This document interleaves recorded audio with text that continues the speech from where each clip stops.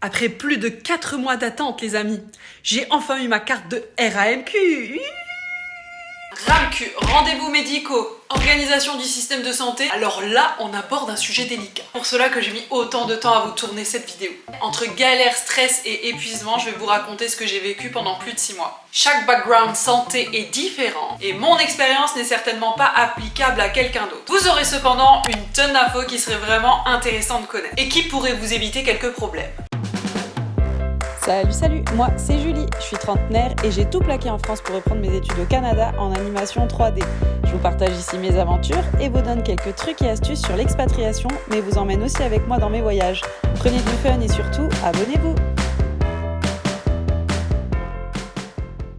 Déjà pour commencer, la RAMQ c'est quoi? C'est la Régie de l'assurance maladie du Québec. C'est l'équivalent de la CPAM en France. En tant qu'étudiant, et selon votre pays de provenance et les ententes signées avec le Canada-Québec, vous pouvez être éligible au système de santé de ce dernier. C'est-à-dire que vous pouvez bénéficier des mêmes remboursements de soins que les Canadiens. C'est cool! Actuellement, les pays signataires sont la France, la Belgique, le Danemark, Finlande, Grèce, Luxembourg, Norvège, Portugal, Roumanie, Serbie et le dernier c'est la Suède. Donc en tant qu'étudiante internationale française, j'ai le droit à la RAMQ. Et crois-moi, tu seras bien heureux de l'avoir cette carte parce que les prix ici, c'est pas les mêmes qu'en France. Hein. Ah, quand le service d'immigration te demande d'inclure un montant soins santé dans ton calcul de fonds, c'est clairement pas une option. Comment obtenir ta carte de RAMQ? Note bien ça parce que c'est super important comme info avant d'arriver sur le territoire québécois. Et je le souligne très fortement. Avant d'arriver sur le territoire québécois. Parce que si tu quittes ton pays sans l'avoir, ça va être la croix et la bannière pour l'obtenir. Hein. Oui, allô?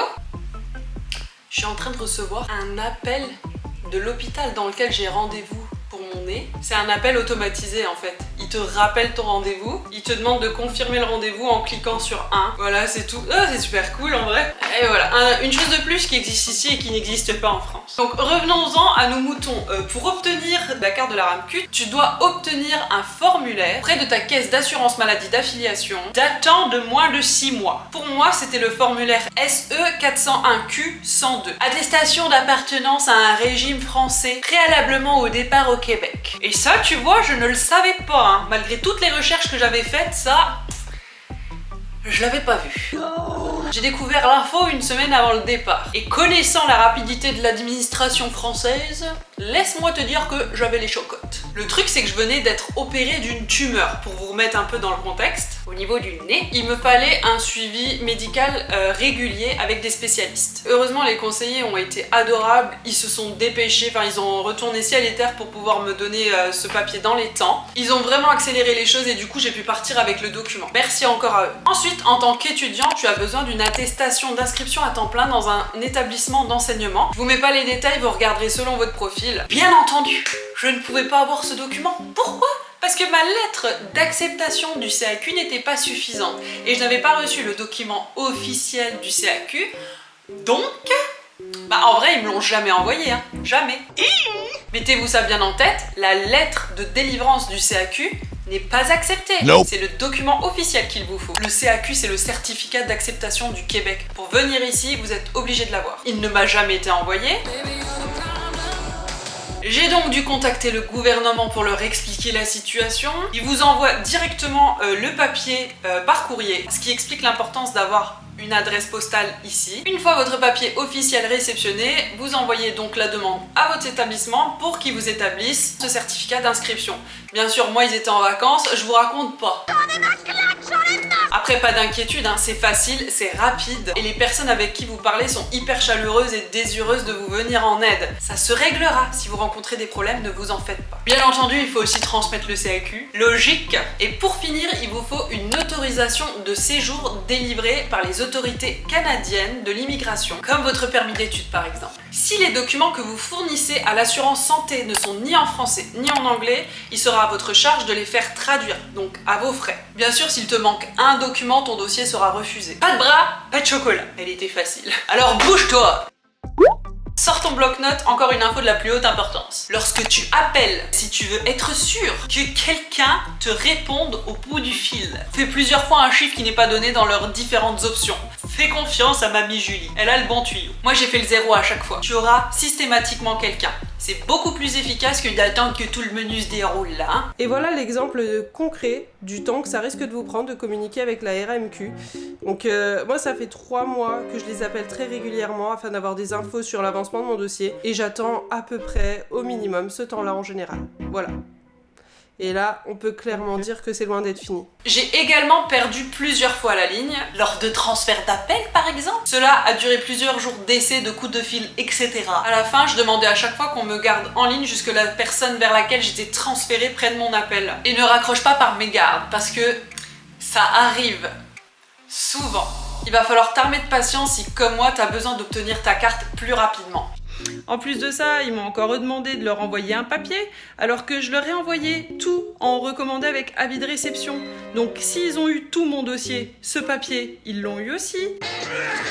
En moyenne, une fois que la RAMQ a traité ton dossier, tu as un délai de 3 mois pour la réception de ta carte et de tes droits par la même occasion. C'est à la fois court et long. Ensuite, le deuxième conseil, souscris une assurance santé. Pourquoi? Perso, j'ai une assurance comprise dans mes frais universitaires. Mais cette dernière ne rembourse pas tout. Je peux donc absolument pas vous conseiller là-dessus, mais je veux juste mettre en lumière à quel point cela peut être important. Car entre le moment où vous quittez la France et celui où vous réceptionnez la carte de la RAMQ, vous n'avez pas de couverture.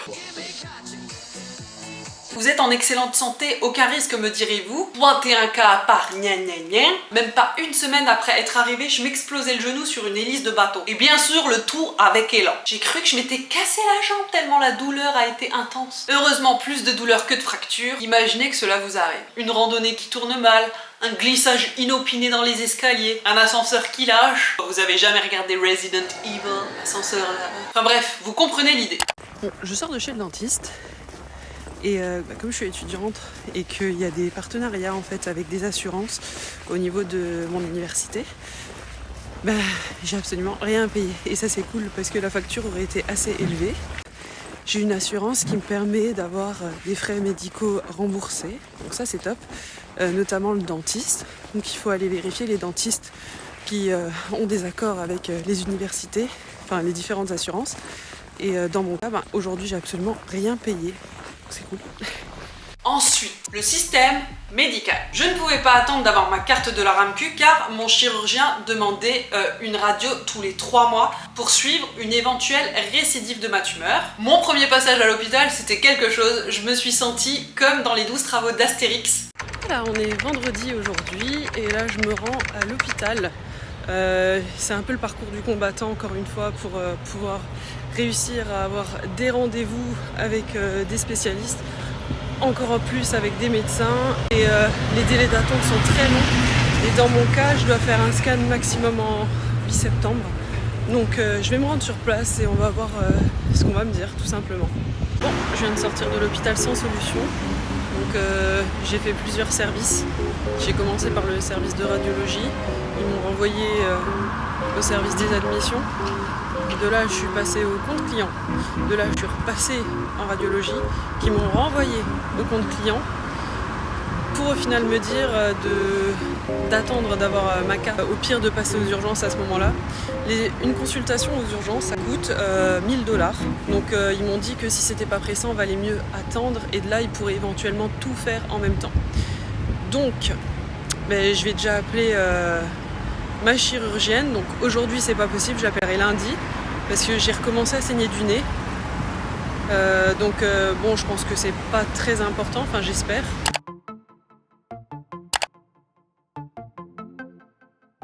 Les ordonnances françaises ne sont pas prises en compte ici. Donc, il faut trouver un médecin qui vous fera une ordonnance pour une radio, puis trouver le radiologue, puis trouver le spécialiste. Voilà, achevez-moi. Ici, il y a une liste d'attente pour avoir un médecin de famille.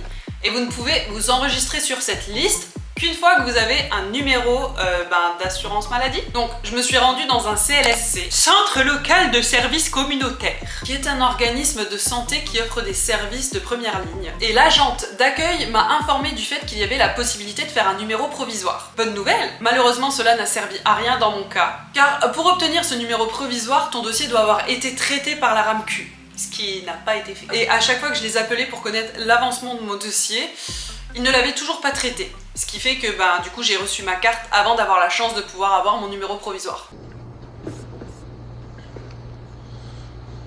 You mocking me?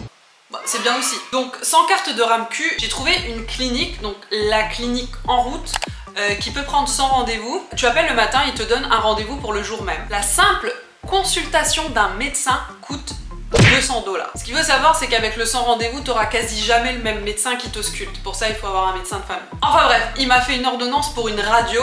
Cette radio m'est revenue à 250 $. Le médecin a également envoyé une requête afin que je puisse avoir un ORL. Et le coût de la simple visite chez l'ORL est de 500 $. Dans mon cas, il devait faire une endoscopie, il y en avait pour un minimum de 200 $ en plus.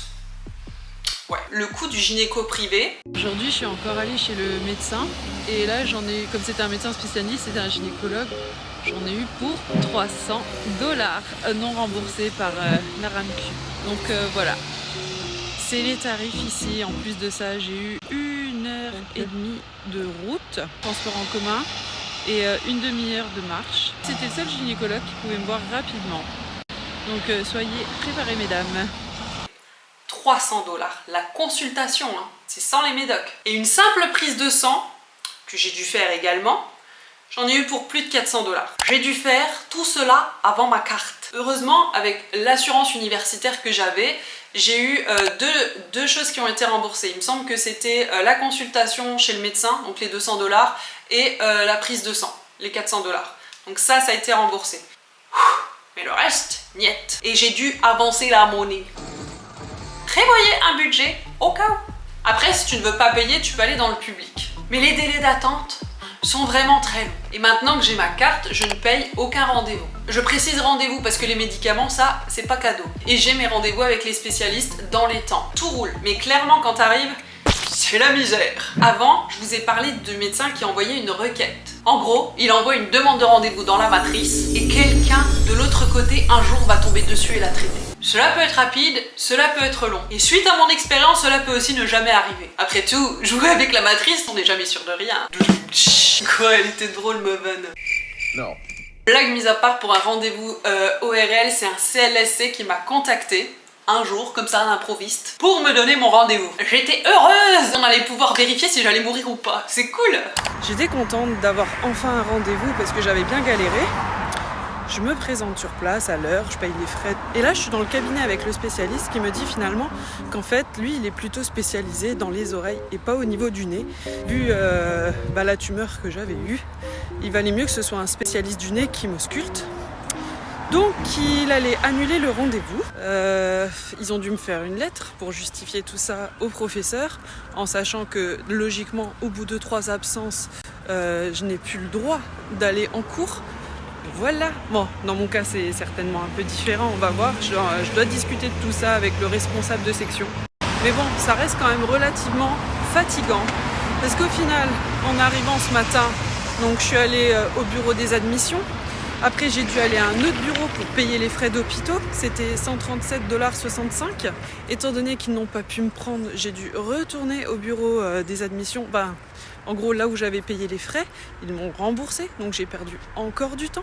Je vous raconte pas la fausse joie et le stress. Hein. Ça faisait quand même plus de 6 mois que j'étais censée avoir vu un spécialiste à ce moment-là, tu vois, pour vérifier que tout allait bien. J'avais un peu peur quand même. Hein. I'm back. T'as le temps de mourir en 6 mois, hein. Bon, j'essaie de rendre la chose amusante, mais à vivre, clairement, c'était pas très drôle. Et un dernier conseil avant de vous quitter, même si vous n'êtes pas tenu de le faire par l'immigration, faites un check-up médical complet. Cela peut vous paraître inutile, mais de mon côté, cela a permis de découvrir une tumeur assez considérable qui a fait des dégâts même si elle était bénigne. Le truc, il avait la taille d'un enfant. Grâce à tout ça, j'ai pu être opérée sous 15 jours et j'ai pu partir l'esprit presque tranquille. On a beau être jeune et en excellente santé, ce genre de choses est imprévisible et ne se repère pas sans contrôle. Votre santé avant tout. Voilà, j'espère que toutes ces informations et anecdotes vous seront utiles encore une fois. Et j'espère aussi avoir rendu la choucroute assez digeste. Bien entendu, pour rappel, je vous parle de mon expérience personnelle. Si contrairement à moi, vous n'avez pas d'urgence médicale, le délai des 3 mois passe vraiment très vite et tout roule comme sur des roulettes. Faites juste votre demande le plus rapidement possible. Tout va bien se passer, ne vous en faites pas. Et moi, je vous souhaite une très bonne journée et je vous dis à plus. Bye bye. Je viens de baver, c'est pas grave. En tant qu'étudiante,